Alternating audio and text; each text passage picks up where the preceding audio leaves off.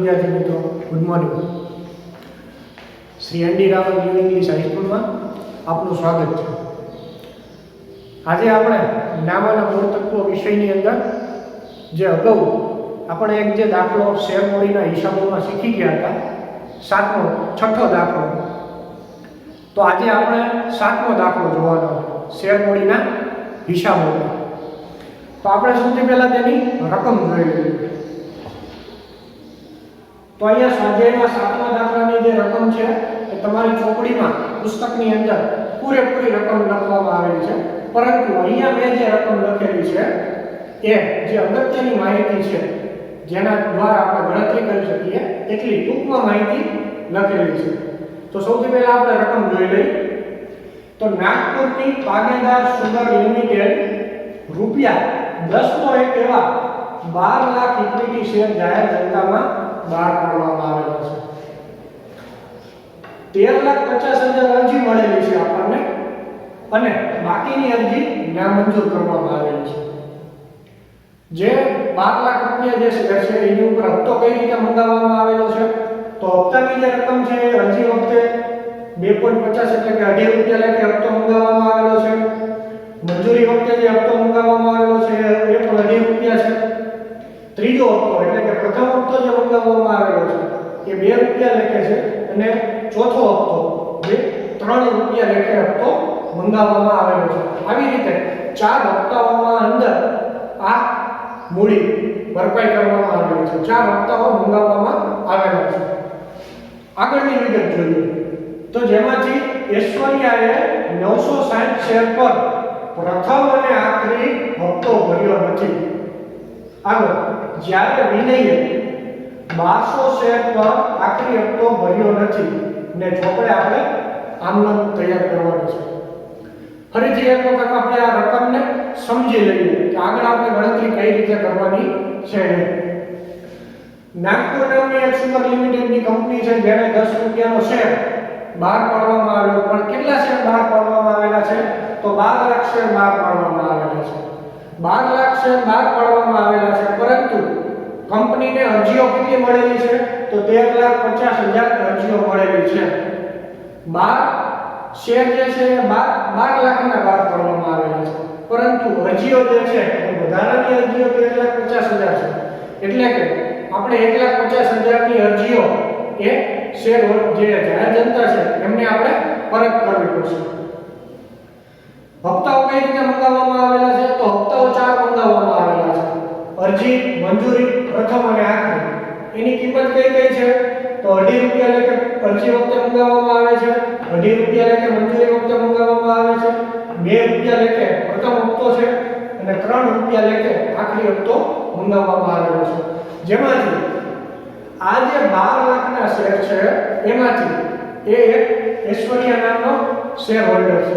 એણે 960 શેર પર હપ્તો ભર્યો નથી. કયો હપ્તો ભર્યો નથી? તો પ્રથમ અને આખરી હપ્તો આ ઐશ્વર્યાએ ભરેલો નથી. એટલે કે આપણે અહીંયા જોઈએ કે આ ઐશ્વર્યાએ એક પ્રથમમાં હપ્તો નથી ભરેલો અને એક હપ્તો જે છે એ આખરીમાં ભરેલો નથી. ત્યારબાદ આગળ જોઈએ તો એવી જ રીતે એક શેર હોલ્ડર છે એ છે વિનય. એ વિનયે પણ 1200 શેર પર આખરી હપ્તો ભર્યો નથી. જે 12 લાખ શેર આપણે શેર મૂડી તરીકે લઈ જવાના છે એ 12 લાખ માના એમાં સમાયેલા છે 1200 શેર છે જેણે વિનયે ભરેલો નથી. એટલે કે વિનયે અહીંયા આખરી હપ્તો પણ ભરેલો નથી. એટલે કે આપણે જે બાકી હપ્તો છે એ કોણે અને કયા શેરની અંદર આપણે કઈ ગણતરી બાકી હપ્તાની કરી? તો એક આવશે પ્રથમ હપ્તાની અંદર એક આપણે ગણતરી કરવાની આવશે જે અહીંયા આપણે રાઉન્ડ કરેલું. અને બીજી છે જેમાં 2 શેર હોલ્ડર, એક છે ઐશ્વર્યા અને બીજો છે વિનય, જેણે આ આખરી હપ્તાની અંદર આ હપ્તો ચૂકવેલો નથી. એની ઉપર આપણે રાઉન્ડ કરેલું. તો આપણે રકમ સમજી લીધી. તો સૌથી પહેલા આપણે એની ગણતરી કરવી પડશે. તો અહીંયા સૌથી પહેલા આપણે જે ગણતરી કરશું એ અરજી વખતે આપણને કેટલા રૂપિયા મળેલા છે તેની ગણતરી કરશું. અહીંયા શરૂઆત કરીએ. અરજી 12 લાખ શેર બહાર પાડવામાં આવેલા છે, પરંતુ અહીંયા આપણને કુલ અરજીઓ કેટલી મળેલી છે? તો અહીંયા કુલ અરજીઓ આપણને 13,50,000 મળેલી છે. અહીંયા હું અંડરલાઈન કરું છું. 13,50,000 ની આપણને અરજીઓ મળેલી છે. તો અહીંયા સૌથી પહેલા આપણે લખીશું 13,50,000 ગુણ્યા અરજી વખતે આપણે કેટલી કિંમત મંગાવેલી છે? તો અરજી વખતે આપણે જે હપ્તો મંગાવેલો છે તો એ છે 2,50,000 એટલે કે અઢી રૂપિયા લેખે હપ્તો આપણે મંગાવેલો છે. તો અઢી લેખે 13,00,000 ગુણ્યા 13,50,000 ગુણ્યા 2.50 એનો ગુણાકાર કરીશું આપણે એટલે આપણને જે મળશે એ 33,75,000 મળશે.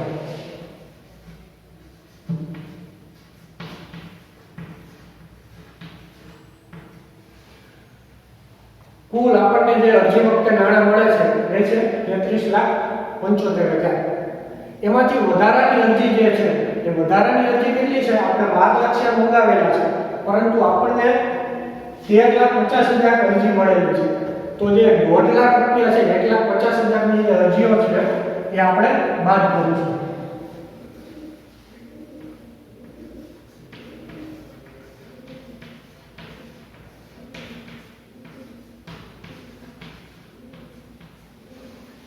એટલે આવશે 1,50,000 એને ગુણ્યા 2.50 એટલે કે 3,75,000 આટલા રૂપિયા જે છે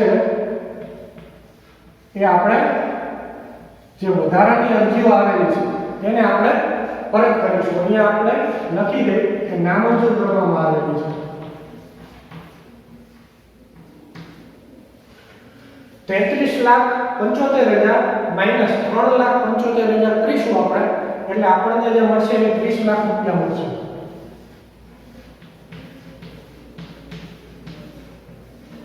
જે આપણી શેર મૂડી મળે છે.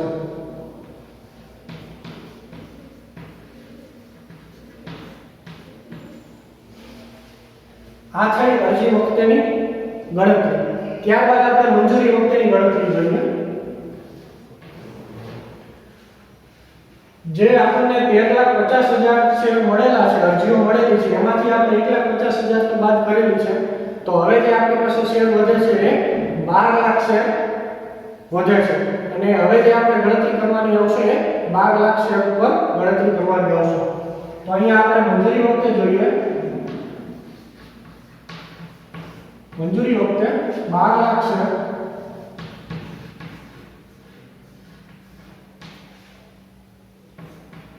મંજૂરી વખતેનો હપ્તો કેટલો છે? તો એ પણ 2.50 એટલે અઢી રૂપિયા લેખે હપ્તો મંગાવવામાં આવેલો છે.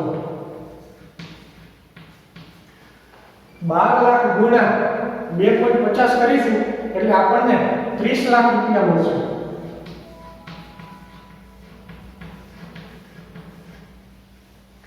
આ છે મંજૂરી વખતેનો હપ્તો છે.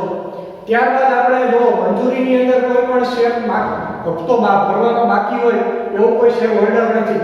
જે શેર હોલ્ડર છે ઐશ્વર્યા અને વિનય આ બંને પ્રથમ હપ્તો અને આખરી હપ્તાની અંદર હપ્તો ભરેલો નથી. એટલા માટે જે આપણે ગણતરી કરવાની આવશે એ પ્રથમ હપ્તો અને આખરી હપ્તાની અંદર ગણતરી કરવામાં આવશે. અરજી વખતે પણ કોઈનો બાકી નથી અને મંજૂરી વખતે પણ કોઈનો બાકી નથી. એટલે હવે જે આપણે ગણતરી કરશું એ પ્રથમ હપ્તાની ગણતરી કરશું. પ્રથમ હપ્તો જે છે 12 લાખ શેર ઉપર કેટલો હપ્તો મંગાવવામાં આવેલો છે? તો 2 રૂપિયા લેખે હપ્તો મંગાવવામાં આવેલો છે. 12 લાખ એની ગુણ્યા 2 એટલે 24 લાખ રૂપિયા જે છે એ આપણે શેર મૂડી ખાતે લઈ જવાના આવશે.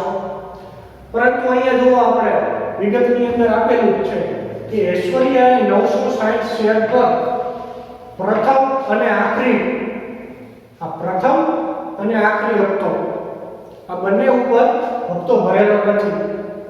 અને વિનય જે છે એને તો માત્ર આખરી શેર ઉપર એટલે કે અહીંયા જે આખરી હપ્તો જેની ગણતરી કરવામાં આવશે અને આપણે આખરી ગણતરી કરશું તેના ઉપર હપ્તો ભરેલો નથી. પણ અહીંયા જે કીધું છે કે 960 શેર પર પ્રથમ હપ્તો જેણે ભરેલો નથી, કોણે? ઐશ્વર્યાએ. તો અહીંયા આપણે લખશું બાકી હપ્તો.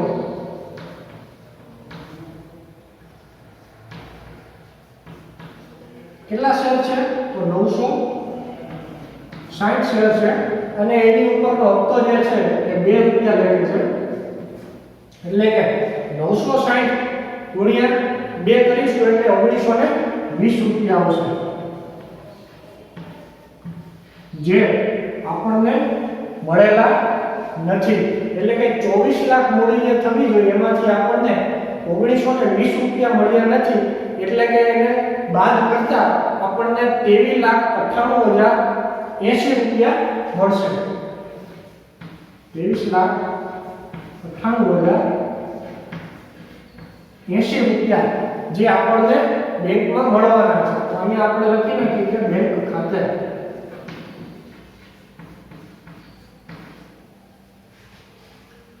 હવે જો ચોથી ગણતરી છે, એટલે કે આખરી હપ્તો જે છે એની અંદર એક ઐશ્વર્યાના શેર જે છે એની ગણતરી તો આપણે પૂરી કરેલી જે પ્રથમ હપ્તામાં છે, પરંતુ આ જે ઐશ્વર્યાએ 960 શેર જે છે એની ઉપર આખરી હપ્તો ભરેલો નથી. એટલે કે આ એક આખરી હપ્તો ભરેલો નથી. અને વિનય જે છે, આ વિનય એને આ 1200 શેર પર પણ આખરી હપ્તો ભરેલો નથી. એટલે કે આપણે 960 ની પણ ગણતરી કરવાની આવશે અને 1200 શેરની પણ ગણતરી કરવાની આવશે. એટલે કે અહીંયા આપણે જોઈએ ચોથી ગણતરી, આખરી હપ્તો.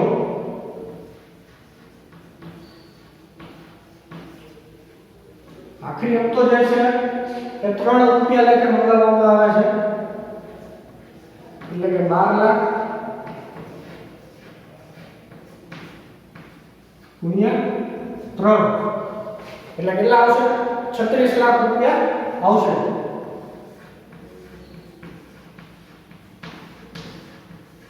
શેર મૂડી ખાતે આપણે 36 લાખ રૂપિયા લઈ જવાના આવશે. પરંતુ આપણે જે ગણતરી કરી એ પ્રમાણે ઐશ્વર્યા અને વિનય આ બંનેનો, ઐશ્વર્યાનો જે છે 960 શેર છે અને વિનયના 1200 શેર છે. આ બંનેનો આપણે સરવાળો કરીએ જે એના બાકી હપ્તા છે, જેમાં આપણે એનો સરવાળો કરીએ 900 શેર ઐશ્વર્યાના 960 શેર, 960 શેર ઐશ્વર્યાના છે અને 1200 શેર છે એ વિનયના શેર છે. હવે આપણે જે હપ્તો મંગાવેલો છે એ હપ્તો 3 રૂપિયા લેખે છે. એટલે કે આ બંનેનો સરવાળો કરીશું એટલે આપણને જે મળશે એ 2160 રૂપિયા મળશે. આપણને 2160 રૂપિયા એટલે કે 2160 શેર આ બંનેનો સરવાળો આપણે કરીશું એટલે કે 2160 થશે. આ બંનેના સરવાળાને આધારે આપણે એમ કહી શકીએ કે આ બંનેના શેર 2160 થાય છે. એની ઉપર 3 લેખે હપ્તો જે છે એ ઐશ્વર્યા અને વિનયે ચૂકવેલો નથી. એટલે કે આપણે આ 36 લાખમાંથી 2160 ગુણ્યા 3 કરશું જેટલો હપ્તો એમણે આપણને ચૂકવેલો નથી. એટલે કે આપણે અહીંયા 2160 ગુણ્યા 3 કરશું એટલે 6480 આપણને મળશે 6480. એટલે કે 36 લાખમાંથી આપણે 6480 બાદ કરીએ એટલે 35,93,520, 35,93,520 રૂપિયા જે છે એ આપણે અહીંયા બેંક ખાતે લઈ જવાના આવશે. બેંકને આટલા રૂપિયા મળશે. ફરી વખત એક વખત ગણતરી જોઈ લઈએ તો અરજી વખતે આપણને કુલ અરજી 13,50,000 અઢી રૂપિયા લેખે મળેલી છે. 33,75,000 છે. વધારાની અરજી એટલે કે 12 લાખ શેર બહાર પાડવામાં આવેલા છે. વધારાની અરજી 13,50,000 આવેલી છે. તો 1.5 લાખ અરજી જે છે એટલે 50,000 એ અઢી રૂપિયા લેખે આપણે પરત કરવી પડશે. એટલે 3,75,000 33,75,000 માઈનસ 3,75,000 એટલે કે 30 લાખ રૂપિયાની શેર મૂડી એ આપણને અરજી વખતે મળે છે. ત્યારબાદ મંજૂરી વખતે જોઈએ. મંજૂરી વખતેનો 12 લાખનો હપ્તો છે, 12 લાખ શેર છે, એની ઉપર આપણે જે હપ્તો મંગાવેલો છે 2.5 રૂપિયા લેખે હપ્તો મંગાવેલો છે, તો એની શેર મૂડી જે છે એ 30 લાખ રૂપિયા થશે. પ્રથમ હપ્તો 12 લાખ લેખે પ્રથમ હપ્તો જે મંગાવેલો છે એ 2 રૂપિયા લેખે છે, 24 લાખ રૂપિયા મૂડી થશે. પરંતુ આ પ્રથમ હપ્તાની અંદર બાકી હપ્તો એ જે છે એ એસોરિયાનો છે 960 ગુણ્યા 2 એટલે કે 1920 રૂપિયા જે છે એ શેર મૂડી ખાતે આપણે 24 લાખ લઈ જવા પડે, પરંતુ આપણને આ બાકી હપ્તો છે જેને ભરેલા નથી એસોરિયાએ, માટે 1920 રૂપિયા આપણને મળેલા નથી. એટલે એમાંથી આપણે જે બાદ કરીશું એ 23,98,080 રૂપિયા જે છે એ આપણને બેંકમાં મળશે. ત્યારબાદ આખરી હપ્તાની ગણતરી જોઈ લઈએ તો 12 લાખ ગુણ્યા 3 લાખ હપ્તો મંગાવવામાં આવ્યો છે તો 36 લાખ રૂપિયા થશે. તો આખરી હપ્તાની જે શેર મૂડી છે એ 36 લાખ રૂપિયા થશે. પરંતુ આની અંદર બાકી હપ્તો 960 શેર એટલે કે એસોરિયા અને વિનયના 1200 શેર એટલે કે આ બંનેનો સરવાળો કરીશું એટલે 2160 શેર જે છે તે 3 રૂપિયા લેખે આપણને મળેલા નથી. માટે 6,480 રૂપિયા જે આપણને મળ્યા નથી એ 36 લાખમાંથી આપણે બાદ કરીશું અને 35,93,520 રૂપિયા આપણે બેંક ખાતે લઈ જઈશું. તો હવે આપણને અહીંયા કીધું છે કે આ ચોપડે જે કંપની છે એના ચોપડે આપણે આમનોંધ લખવાની આવશે, એટલે કે ગણતરીને આધારે જ આપણે તેની આમનોંધ કરીશું. તો અહીંયા હવે આપણે તેની આમનોંધ કરીએ.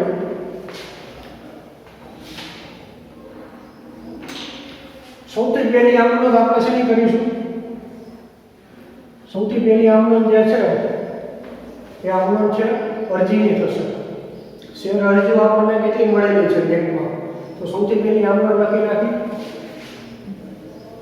બેંક ખાતે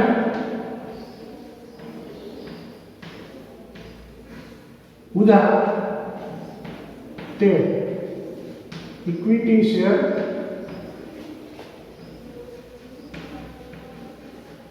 અરજી ખાતે કુલ અરજીઓ આપણને કેટલી મળેલી છે?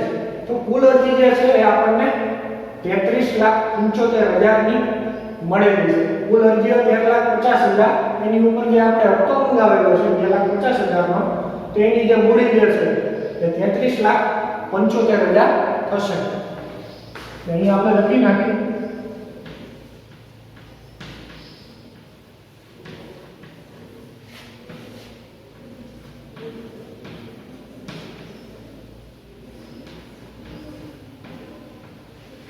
₹33,75,000 આટલા રૂપિયા આપણને બેંકમાં મળેલા છે. હવે તેની બીજી આમનોંધ કરી જેમાં આપણે આ જે નામંજૂર અરજી કરેલી છે તે આપણે પરત કરીશું. તો એની આમનોંધ લખીએ.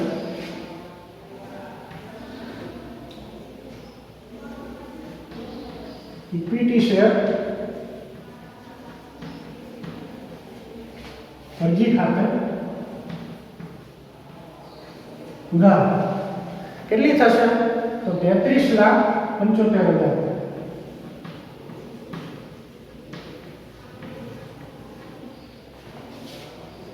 તે બેંક ખાતે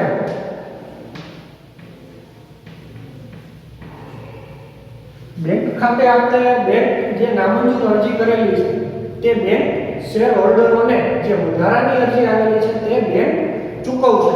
એટલે કે બેંક ખાતે જમા પણ કેટલી ચૂકવશે? તો 3,75,000.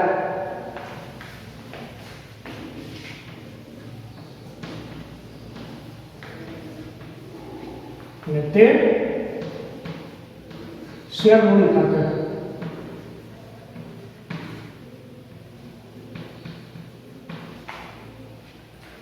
શેર મૂડી ખાતે અહીંયા કેટલા લખેલા છે? 30 લાખ રૂપિયા.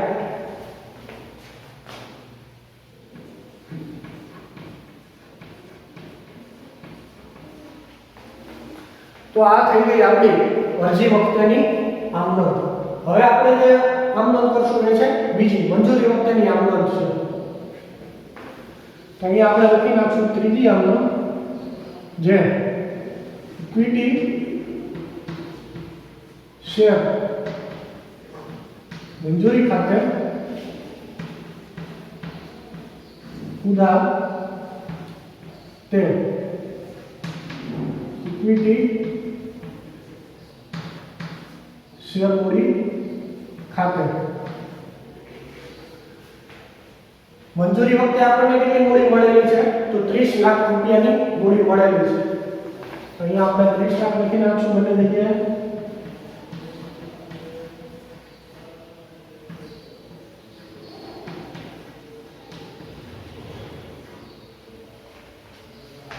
તો આ પહેલી આમનોંધ થઈ.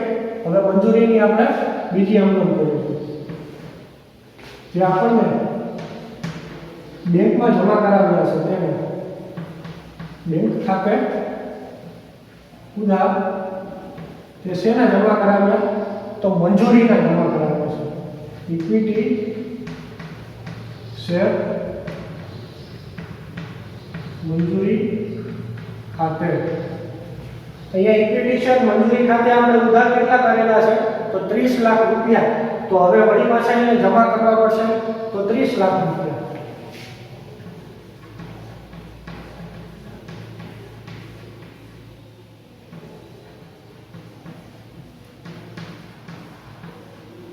જો મંજૂરી ખાતે 30 લાખ જમા થાય તો અહીંયા બેંક ખાતે પણ આપણે 30 લાખ જમા કરવા પડે કેમ કે જે મંજૂરીના રૂપિયા આવેલા છે એ રૂપિયા આપણે બેંકમાં જમા કરીશું.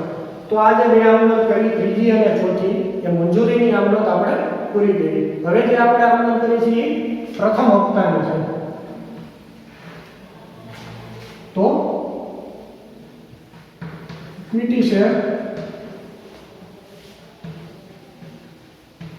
પ્રથમ હપ્તા ખાતે ઉધાર તે ઇક્વિટી શેર મૂડી ખાતે. પ્રથમ હપ્તો જે અહીં આપણને આપેલો છે તો 12 લાખ શેર ઉપર 2 રૂપિયા લેખે આપણે પ્રથમ હપ્તો મળેલો છે. તો એની કુલ શેર મૂડી કેટલી થશે તો 24 લાખ રૂપિયા. તો અહીંયા આપણે 24 લાખ રૂપિયા લખી નાખશું.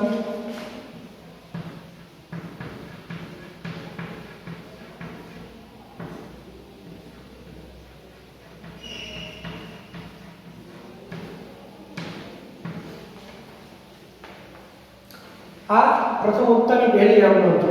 હવે એના પછીની જે આપણે આમનોંધ કરીશું એ ધ્યાનથી સમજવા જેવી છે. તો એની સૌથી પહેલા આપણે આમનોંધ લખી નાખીએ. બેંક ખાતે ઉધાર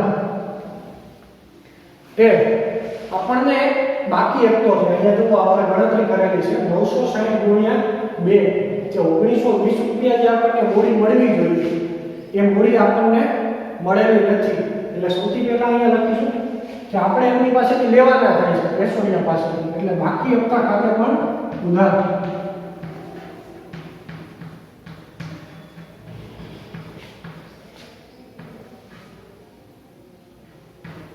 તે ઇક્વિટી શેર પ્રથમ હપ્તો ઇક્વિટી શેર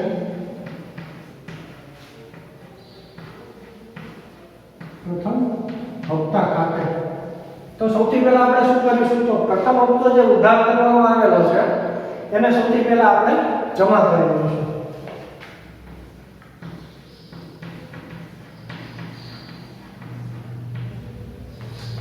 હવે જોવો જોઈએ આપણને કયો હપ્તો મળેલો નથી અને એની કેટલી મૂડી છે તો 1920 રૂપિયા જે છે એ મૂડી આપણને મળેલી નથી. બરાબર. તો બાકી હપ્તો 1920 રૂપિયા 1920 રૂપિયા. તો અહીંયા આપણે છેલ્લે 24 લાખમાંથી 1920 રૂપિયા બાદ કરી તો આપણને 23,98,080 રૂપિયા જે છે એ આપણને મળે છે જે આપણે બેંકમાં ભરેલા છે. એટલે અહીંયા બેંક ખાતે આવશે 23,98,080 રૂપિયા જે બેંક ખાતે ઉધાર કરવામાં આવશે. હવે આજે આમનોંધ કરી પ્રથમ હપ્તાની આમનોંધ હતી તો હવે જે આપણે આમનોંધ કરશું એ આખરી હપ્તાની આમનોંધ કરીશું. સૌથી પહેલા આપણે તેની આમનોંધ લખી લઈએ.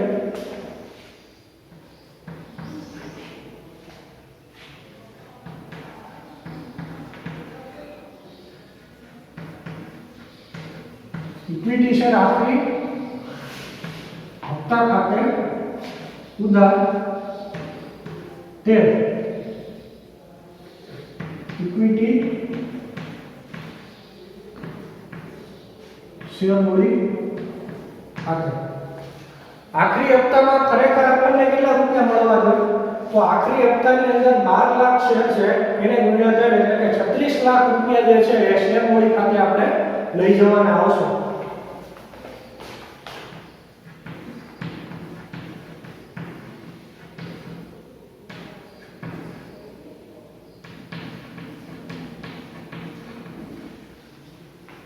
તો ઇક્વિટી શેર આખરી હપ્તા ખાતે ઉધાર તે ઇક્વિટી શેર મૂડી ખાતે 36 લાખ રૂપિયા આપણે શેર મૂડી ખાતે લઈ ગયા છે. હવે એની બીજી આમનોંધ પણ લખી નાખો.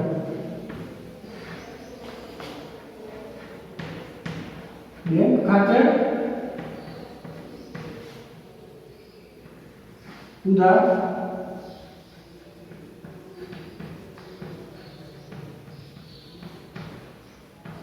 બાકી હપ્તા ખાતે ઉધાર 13 ઇક્વિટી શેર આખરી હપ્તો છે એટલે આખરી હપ્તો જમા થશે. આખરી હપ્તા ખાતે તો સૌથી પહેલા આપણે અહીંયા ઉપર જોઈ લઈએ કે આખરી હપ્તો જે આપણે ઉધાર કરેલો છે એને આપણે અહીંયા જમા કરી દઈશું 36 લાખ રૂપિયા.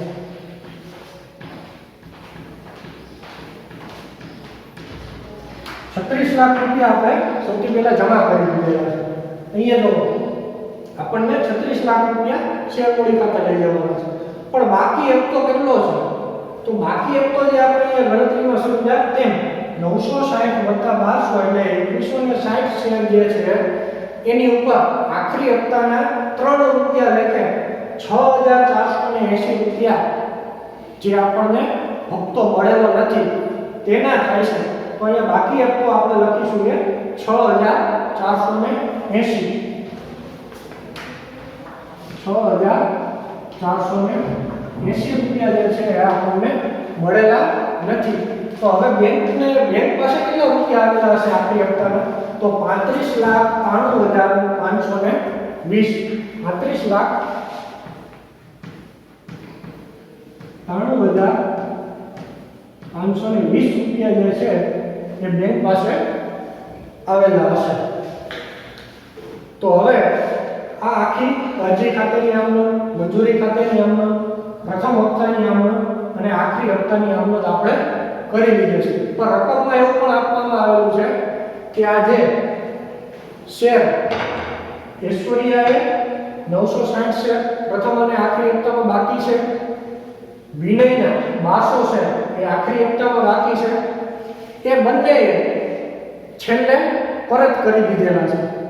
એવું રકમમાં આપણને આપવામાં આવેલું છે તો આપણે એની પણ આમનોંધ કરવાની આવશે. તો અહીંયા સૌથી પહેલા આપણે આમનોંધ લખી લઈએ એની. તો એ જે રૂપિયા આપણને જમા કરાવશે એ શેમાં આવશે? તો બેંકમાં આવશે. બેંક ખાતે ઉધાર કરીએ તે બાકી હપ્તા ખાતે. તો બાકી હપ્તો કેટલો થશે? 960 અને 1200 રૂપિયા. આ બંનેના જે શેર છે એના લેખે આપણે હપ્તો ગણીશું એટલે કે આ 960 શેરનો અને 6480 આ બંનેનો જ્યારે આપણે સરવાળો કરીશું ત્યારે આપણને 8400 રૂપિયા મળશે જે હપ્તો આપણને મળી ગયો છે.